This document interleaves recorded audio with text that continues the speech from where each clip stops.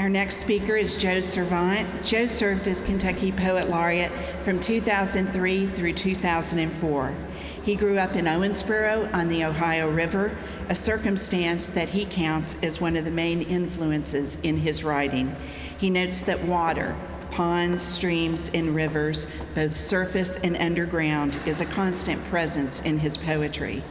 His teaching career spans 39 years, first at the University of Kentucky and then primarily at Western Kentucky University, where he helped establish the creative writing program.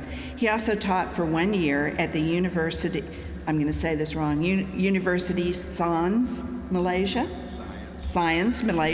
in the Fulbright program. He retired from Western in 2007 as a professor emeritus of English. Joe has published 5 collections of poetry: We Will All Be Changed, which won the 1995 State Street Press Award, Anne and Alpheus, 1842 to 1882, winner of the 1996 Arkansas Poetry Prize, The Presence of Snow in the Tropics, which came out of his year in Malaysia, Rafting Rise, a story of log rafting in a river witch in the Green River Basin of the early 20th century, and The Land We Dreamed, which completes his trilogy of narrative poetry about Kentucky. Among his accomplishments, Joe has received fellowships from the National Endowment for the Humanities and the Fulbright Scholars Program. He's also received an Al Smith Individual Artist Fellowship for Poetry from the Kentucky Arts Council. Please welcome Joe Survant. Thank you, Laurie.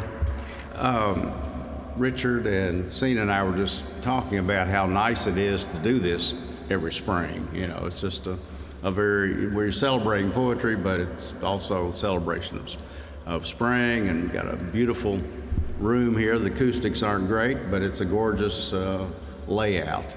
I've had a request recently from a former student who just published her first book of poetry to write a blurb for it, and I hadn't, had any contact with her for years, and I was shocked at how good she was.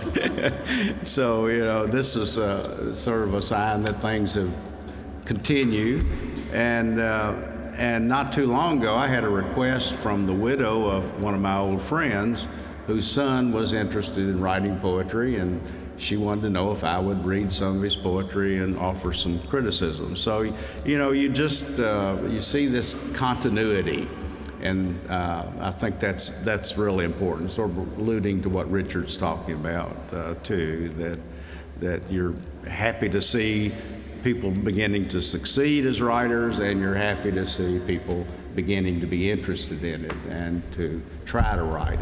This kid was 12 years old, so it was interesting. But, there was something there. He had some little spark. I'm going to prove that Laurie had said something true about water in my poetry. Maybe some of you are aware of something called the high place phenomenon.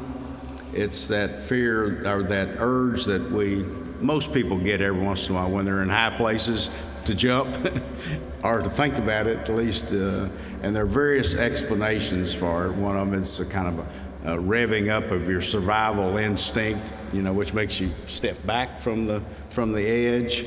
I think there's probably a little suppressed thrill seeking there too. But anyway, it's something that most of us have experienced. I tend to get it mostly when I'm hiking along cliff areas where there are trees below, and I always think, what would happen if I fell off or jumped off? Would I be able to stop myself? Would the trees save me? So here's a poem about that. It's called What the Waterfall Says. Also, I'm fascinated by waterfalls. Whenever I do the Eagle Trail hike above Cumberland Falls, and you stop and you climb out on that rock, you're literally looking right down at the falls, and like, golly, could you survive that, going over that falls? So this is called What the Waterfall Says. A man comes along my shore. I am happy to see him and lap his feet like a friendly dog. He peers steadily into my deeper pools. I show him my boulders rising like loaves of gray bread, my grainy floors swept clean minute by minute, my weeds waving gently like drowned hair. He comes near my edge and I become the color of stone. My whites go brown and red. My rooms narrow and jump out in space. He stands here a long time. I think he likes my current's quick changes. I cannot know his mind, but his face is shifting water. He is my brother or lover. He believes there is a magic cave beneath my falls where he will live forever. He believes that the way into this cave is over my rim.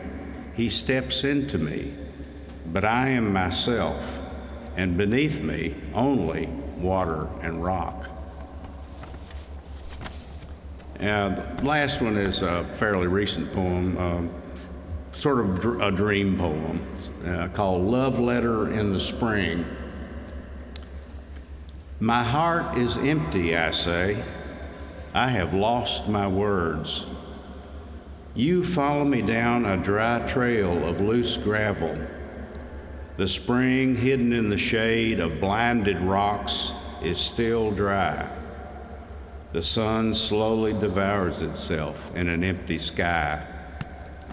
And you say, the little engines of seeds are hard at work underground turning out the spring, whose green is full of my eyes, and the birds whose singing is full of my ears. Only from here, where I've gone, can you see what life looks like. Thank you.